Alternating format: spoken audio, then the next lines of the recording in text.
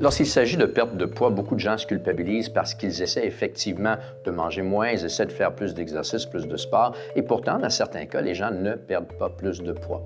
Oui, l'exercice a un rôle extrêmement important à jouer, et oui, évidemment, la consommation de calories est essentielle, ou la réduction de consommation de calories, si on veut perdre du poids. Mais il y a d'autres facteurs qui jouent un rôle, et c'est des facteurs qu'on appelle métaboliques. Dans un premier temps, on sait que si la thyroïde, qui est une glande extrêmement importante, ne fonctionne pas de façon efficace, si elle est en hypo, si elle sous-fonctionne, le corps va avoir plus de difficultés, tout autre facteur étant égaux, à brûler des calories.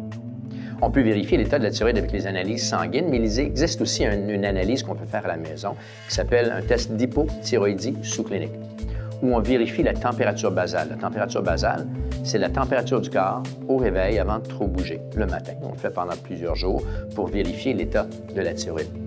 L'hypothyroïdie sous-clinique ne ressort pas souvent dans les tests de laboratoire. Alors, des fois, le test de laboratoire va dire que votre thyroïde est normale. Elle ne l'est pas, mais la température basale va démontrer qu'effectivement, il y a un problème. L'autre facteur qui joue un rôle, c'est la résistance à l'insuline.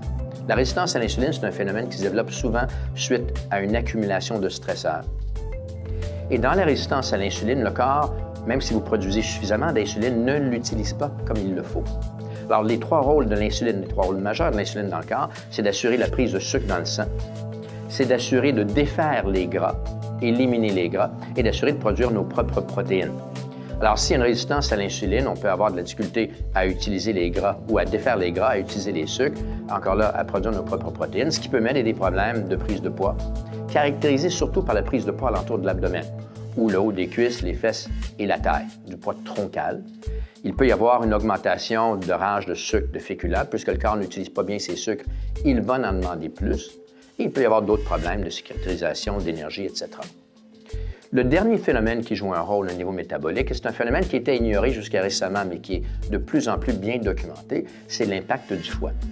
Puisque le rôle du foie dans le corps, un des rôles du foie dans le corps, c'est de défaire les gras. Si le foie ne fonctionne pas, même s'il n'y a pas de pathologie ou de maladie spécifique, si le foie ne fonctionne pas suffisamment, il est très possible qu'il ait de la difficulté à éliminer les gras. S'il a de la difficulté à les éliminer, bien évidemment, il va les conserver et ça va devenir de plus en plus difficile à perdre le gras qu'on veut perdre.